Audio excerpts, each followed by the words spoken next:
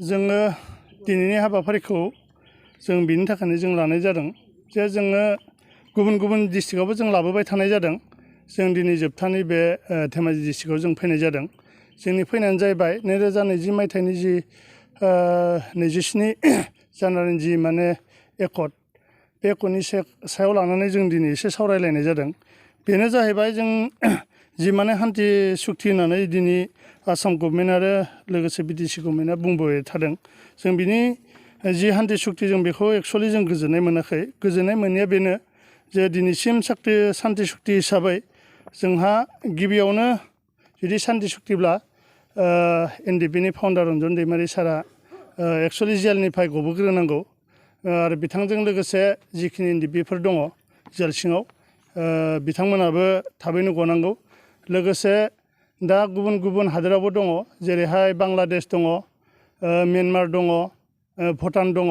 बिथांमोनखौबो नागिरनानै लाबोनानै आसाम गभर्नमेन्ट आरो बिटिसि गभर्नमेन्टआ जहैनो खालायनानै जे बिथांमोनखौ जेलनिफ्राय बहननानै जे न'खराव मोनसे थानायनि मोनसे सुबिदा खालायनानै होनांगौ।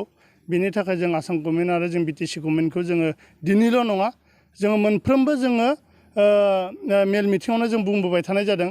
नाथाय दिनैसिम आसाम गभर्नमेन्ट आरो बिटिसि गभर्नमेन्टआ दिनैसिम बिथांमोननि सायाव सावरायाखै, जों बेखौ जों बुंनो हायाखै। बिनि थाखायनो जों दिनैनि बे निउस चेनेलनि गेजेरजों जों गोख्रोङै बुंनो हायो।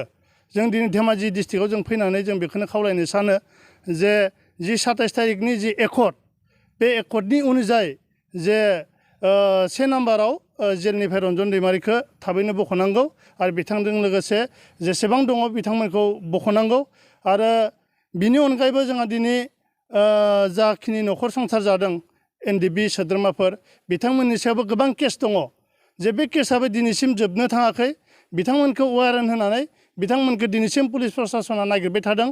न'खराव सान्थि भाबै बिथांमोना थानो हायाखै, जानो हायाखै।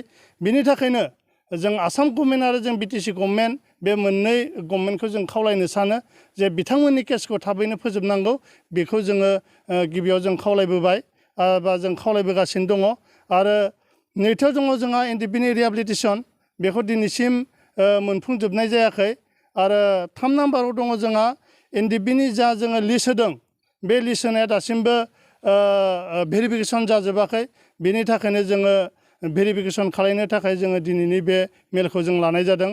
जों आसाम गभर्नमेन्ट आरो बिटिसि गभर्नमेन्ट लोगोसे जों आसामनि पुलिस प्रसासन मानगोनां डिजिपि सार बिथांखौबो जों गुरै खावलायदों जे बिथाङा थाबैनो केसजों लोगोसे नैबे जोङो जा लिस्ट हरदों भेरिफिकेसन, बेखौ थाबैनो खालामनो थाखाय जोंनिफ्राय एक्सन डिभिजन जानानै जोङो गले गले खावलायहरदों। आरो बेजों लोगोसे जा मार्टियास दङ, एनडिएफबिनि सुक्तियाव फैफानाय मोनसे जोंहा बे दफाखा, जाय न'खरा दिनै मुंख्लं जालांदों, बे न'खरनो जोंहा 5 लाख करि जोंहा होनायनि मोनसे आसाम गभर्नमेन्ट आरो बिटिसि गभर्नमेन्टआ थि खानानै दोनखानाय दङ। बेखौबो थाबैनो रिलिज खालामनानै होनांगौ होननानै जोङो आसाम गभर्नमेन्ट आरो बिटिसि गभर्नमेन्टखौ जोङो खावलायहरनाय जादों। लोगोसे जों बेखौबो बुंनो सानदों जे जोंनो दिनै एनडिएफबिनो दिनै 4 लाख करि होदों। एक्सुवेलि बे 4 लाखजों जों एनडिएफबिया थांना थानो हाया। मानो होनबा एनडिएफबिखौ मिन्थिखायो जे गोबां दुखु दाहानि गेजेरजों दिनै एनडिएफबियाव दिनै 34 बोसोर जों दावहा नांबोबाय। जोङो हिसाब खालामनो थाङोबा मासाव जोंना 60 थाखाल' गोग्लैयो, सानसेयाव 60 थाखाल' गोग्लैयो। आरो अब्ला जों 34 बोसोर नांनायनि उनाव जे जों दिनै 4 लाख रांजों जों दिनै थांना थागोन, बे मालाबाबो जानो हाया। बेनिखायनो जों आसाम गभर्नमेन्ट आरो जोङो भारत गभर्नमेन्ट लोगोसे जों बिटिसि गभर्नमेन्ट जों खावलाय जयै बिथांमोना सावरायलायनायनि गेजेरजों जोंनि एनडिएफबिनि रिहेबिलिटेसनखौ जे बारायनानै होबावो, बेखौ जों दिनैनि बे मिडियानि गेजेरजों खावलायबाय। जों बेखौनो बुंनो सानो जे 4 लाख रांजों जोङो संसार खुंलांनो जोबोद गोब्राब। मानो होनोबा दिनैनि दिनाव 4 लाखजों जेबो जाया। आरो दा जों नुबाय थादों जे स्किल डेभेलपमेन्ट होदों। बे स्किल डेभेलपमेन्टखौ जों गोजोननाय गैया। मानो होनोबा दाउ अमा फिसिनानै जोङो उन्दैनिफ्रायनो दाउ अमाजों गेलेनाय, आरो बेखौ जोङो बेखौ स्किल डेभेलपमेन्ट होयोबाबो मोनसे बे प्रसेससो। ओरैनो गोबां होबाय केम्पआव, उदालगुरि केम्प थानायाव गोबां होबाय, खिन्थु लन होआ।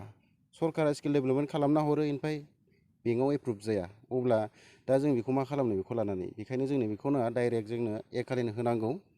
आरो लोगोसे साख्रिनि बेलायावबो नुगासिनो जोङो बिटिसिनि बाहेरनि बारग' एनडिएफबि जाना मोनसेल' खावलायो बिटिसिनि बाहेराव जिहेतु प्रि रिक्रुइटमेन्टनि जोंहा जेबो खोथा गैया जोंनो डाइरेक्ट एपइन्टमेन्ट नांगौ जों सरकारनाव बेखौ खावलायो लोगोसे इनिफ्राय दा जोंहा जेलाव फाउन्डार प्रेसिडेन्ट डि आर नाब्ला सार दं बिथाङा थाबनो रिलिज जानांगौ लोगोसे बिदों गोबां दंबावो आरो बायहेरायाव थानाय एनडिएफबिफोराबो दासिमबो एक्स एनडिएफबिफोरा केसनि मोगा मोगि जानांगासिनो सानफ्रामबो कागज फैयो कर्टनिफ्राय थांनाङो थाखा फैसा गैया सानसे हाजिरा मावाबा ओंखाम जानो सोरहाबा बोथिसे ओंखामनि थाखाय हाजिरायाव थाङाबानो मोनायाव फैफिननानै अदाबा जोंहा अब्ला बेबायदि मानसिया बोरै केस गेलेबाय थानो बेखायनो आङो बिटिआर गभर्नमेन्टखौ प्रमद बर' सारखौ खावलायनो लुबैयो जाहाथे बेफोरखौ थाबनो सुस्रांना होयो लोगोसे आं बेखौनो बुंबावनो सानो जिहेतु दफायाव मा होनो क्लज नाम्बार 3 आव दङ सोसननाय आरो दानख'नाय जाहाथे बे सिमा सोसननाय आरो दानख'नायखौ थाबैनो जोङो नै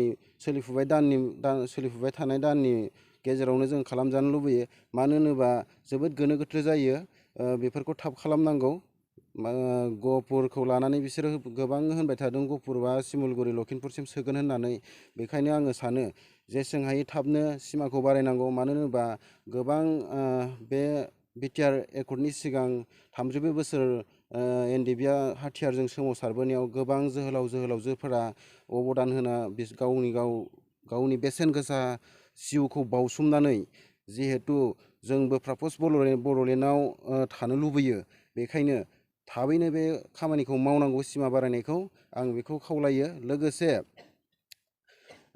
साख्रिनि बेलायावथ' जों बेनो क्लियारखा जोंनो प्रि रिक्रुइटमेन्टआ डाइरेक्ट एपइन्टमेन्ट नांगौ थेंक इउ